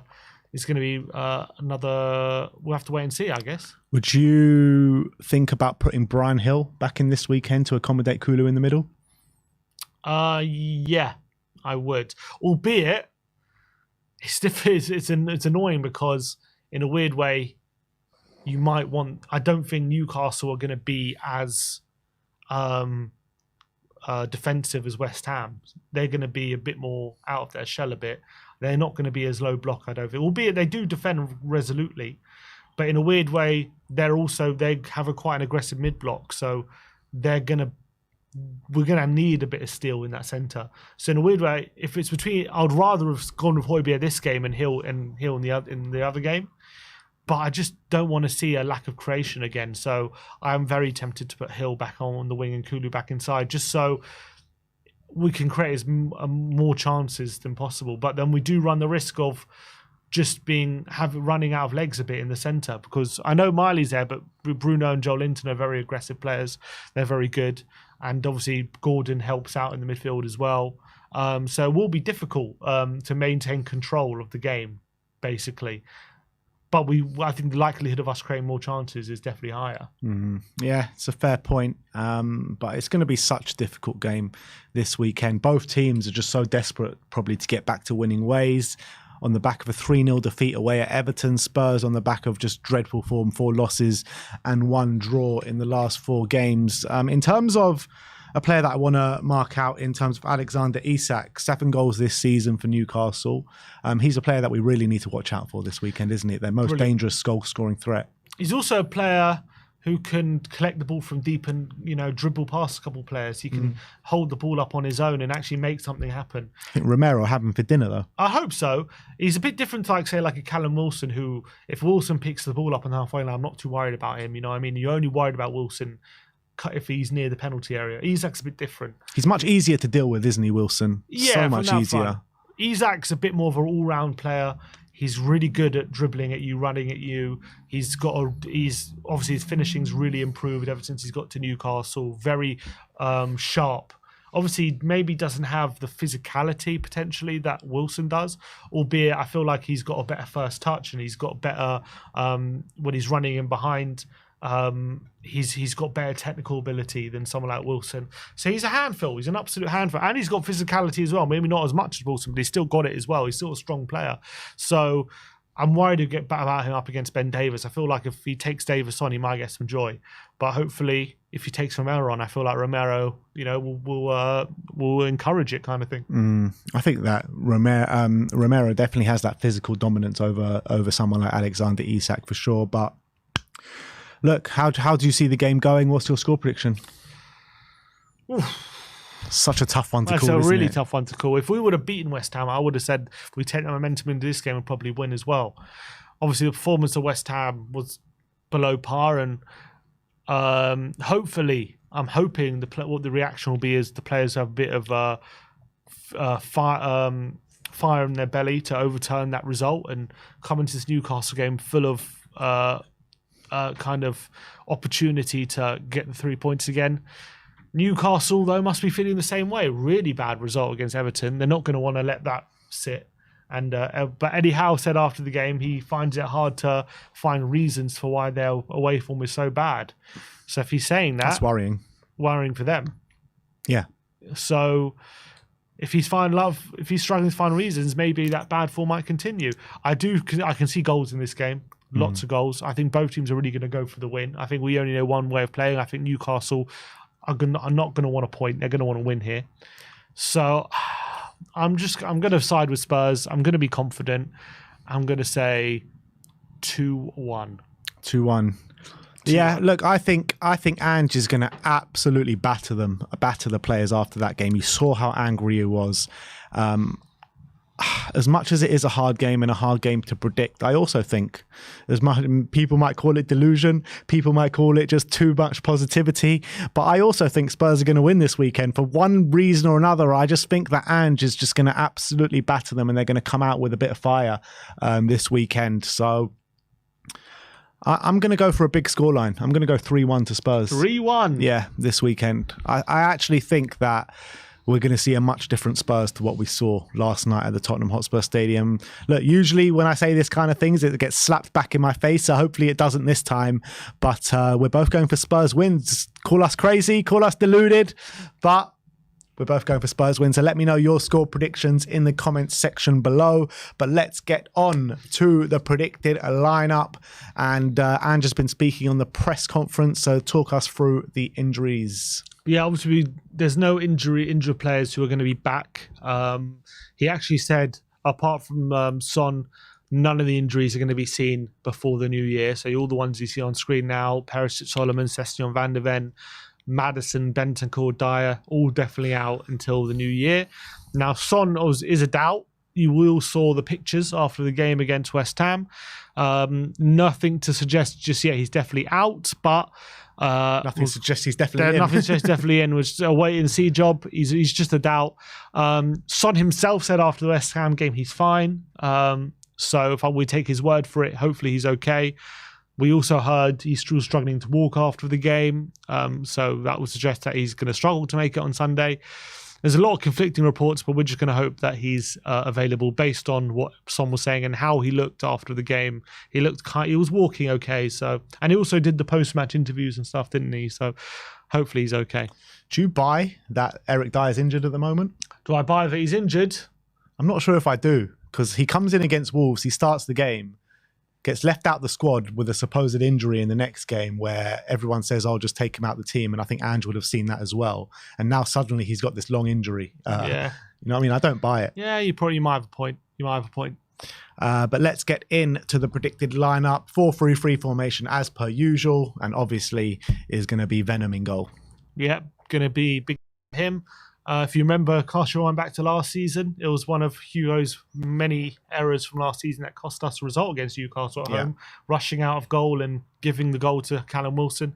So hopefully... That was his last game for Spurs, wasn't it, Lloris? The 6-1 was. Yeah. Yeah, that when he went off at half-time. I'm saying the home game. Oh, right. He came out and then Wilson fouled him and then he put it in the empty net, didn't he? So Vicario is going to have to avoid any situations like that, but obviously he starts. Next up on the right-hand side, Pedro Porro. And I feel like it could be a really big game for Pedro this weekend. It's like the battle of the creative right-backs, isn't it? Trippier up against Porro. To be fair, I did say Porro, I think, has been the best right-back of the league so far, but I actually think Trippier just trumps him a bit. Albeit Trippier maybe first few games of the season wasn't at his level, but recently he's definitely been back, apart from yesterday, of course. I thought Porro was, again, really good against West Ham, and we're going to need him at his creative best in this one because Newcastle, they can defend every bit as good as West Ham if they want to. So true. Moving on to the right centre-back, obviously Cuti Romero. It was great to have him back yesterday, albeit we didn't win the game, but I don't think that takes much away from Romero's performance. Yeah, I think he had a really strong performance, actually. And I actually think defensively, as I said before, we actually weren't bad. You'll probably look at the goals we conceded and think our defence was a shit show, but it wasn't quite that. And I think Romero was a big part of that. But it's going to be a different challenge. Obviously, Gordon is in good form. Isaac is a handful. So let's hope Romero can keep him quiet. Yeah.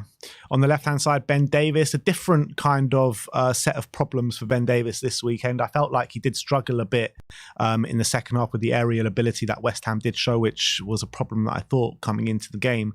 But it's a different set of problems this weekend, isn't it? Yeah, look, Isaac's physical. I think he's going to be a bigger challenge in a weird way than I think what the West Ham players provided, even though they're also fast and Kudus is quite strong. I think Isaac uses physicality a bit better. So if Isaac can isolate Davis, I do worry for him. Obviously, he's got Almiron cutting inside that side as well. I think by and large against West Ham he was good, but I felt like he did struggle late in the game. But let's hope he plays like he did in the first half against West Ham, because I thought he played really well in that period. To make up that back four on the left-hand side is obviously going to be Destiny Udogie. Destiny's got a lot of making up to do. Look, he had a strong game, especially in that first half yesterday, but you cannot account or forgive that pass back that he did for Jared Bowen. So I want to see a really strong showing from Destiny Udogie and show that mentality where if you make a mistake, I'm going to make it better. And I want to see that from him this weekend. Yeah, and that's not even a mistake you can put down to like Basuma's against City, where that's a mistake where you can rationalise it and say, oh, he's just trying something and is what it is. Like, that's just a lazy mistake. That's just terrible. So he's definitely going to want to put that right. We know he's a young player who's got so much potential and he's played at a really good level this season. It's going to be a difficult game. I think he's one yellow now. Did he get booked last game? I think he's one. He's one away. He's one away. So he's one away from a suspension. So could happen in this game against a Newcastle team who I know are probably going to want to get under his skin. Probably Especially him up against Trippier. Trippier and Almiron as well. Two players can be difficult to deal with. Bruno Guimaraes, Joe Linton in the middle as well. Yeah, 100%. So could be a difficult day for him, but let's hope he comes out on top. Let's run through the back line with you guys one more time, exactly the same as it was against West Ham. Vicario in goal, Porro right back, Udogie left back, Romero and Ben Davis in the centre-back positions. In the number 6, we're going to look at Yves Bissouma again. Was a slightly improved performance in my opinion, but still nowhere near what we have been accustomed to seeing at the early part of the season from Bissouma. Yeah, I want to see more from him for sure. I think it was good in the first half, actually, against West Ham. I actually liked his performance, but then second half, again, it just became a bit sloppy and a bit imprecise.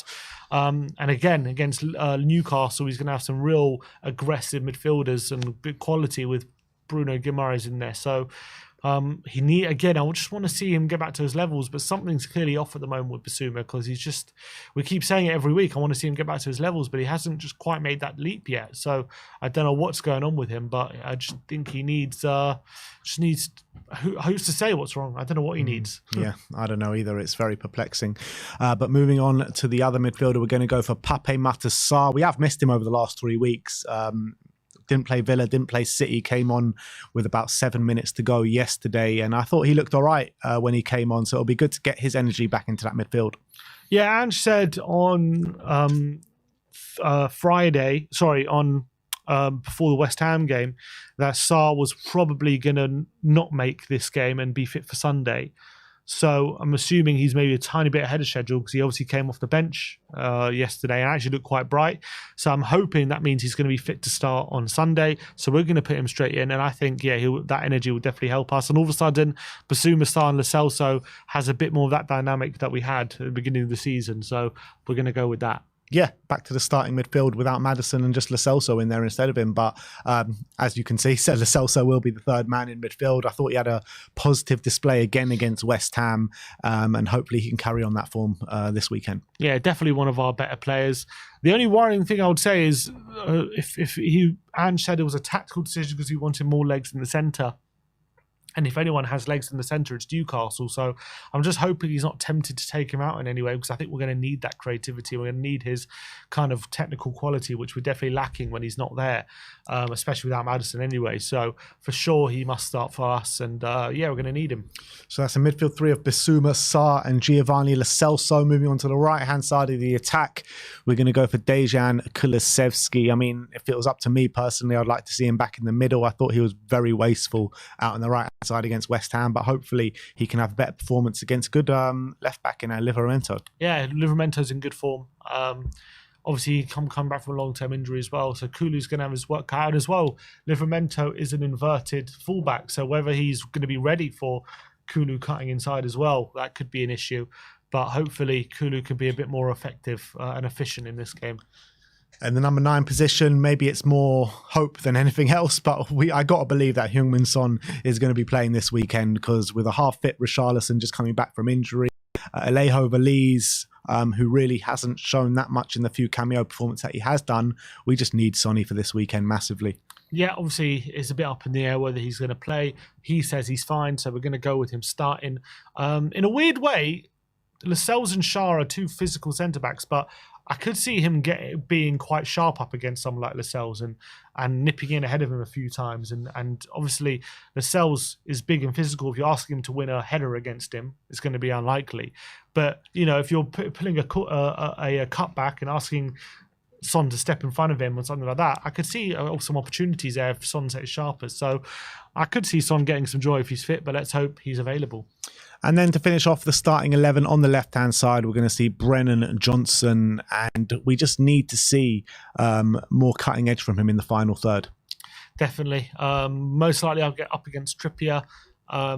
It's going to be a difficult game. He's going to have to make sure that he's tracking back on Trippier as well, making sure Trippier is not getting any space, because that's one of their main avenues of hurting the opposition is Trippier in the final third. So that's almost going to be as important in a way as taking on Trippier in this game. But if he can get at Trippier, obviously he's got tons of pace. Trippier's obviously turned into quite a good defender, but it doesn't mean he can't be got at. So hopefully Johnson can be confident and take him on. You know what I wouldn't mind seeing? I wouldn't mind seeing that switched over. Johnson on the right and Kulu on the left, get their favoured foot on the outside and start attacking them from the outside. I don't know why we haven't tried that just yet. Yeah, I think it's more with Kulu, I guess. I think it's more Kulu doesn't want to play on the left, probably, I would assume. But you just got to play wherever's best for the team. And I would like to see it at least tried once, you know what I mean? Just to see what it's like. But look, what do I know? Let's trust Ange Postecoglou. But let's run through the team one more time. This is our predicted lineup for the Newcastle game this week. Ken Vicario in goal, Pedro Porro right back, Destiny Udogie left back, Romero and Davis as the back two, Bissouma Sarr and Giovanni Celso in the middle three, with Johnson and Kulusevski supporting Heung-min Son. In terms of our score predictions, funnily enough and strangely enough and maybe deluded enough, I am going for 3-1 to Tottenham Hotspur. Sim is going for 2-1 to Tottenham. Let me know in the comment section below, do you agree with our predicted lineup? If not, put yours in the comment section below and let me know your score predictions as well. Me and Sim once again will be in that stadium with you guys for the game on Newcastle, and a lot of you are seeing in the comments saying, don't let Ben and Sim go together. Every time Ben and Sim go together, we lose. One of you has to be in the studio to is that what's to predict the win. Time? Apparently, yeah, that's what's going on. Every time we go together, we lose. And when one of us in the studio for Chelsea, so that's when it all started to go wrong. It's true, and I was in the studio for City. So you should be in Maybe I should stay in the studio. But don't worry, I'll be in the studio a lot more with you guys for the away games anyway.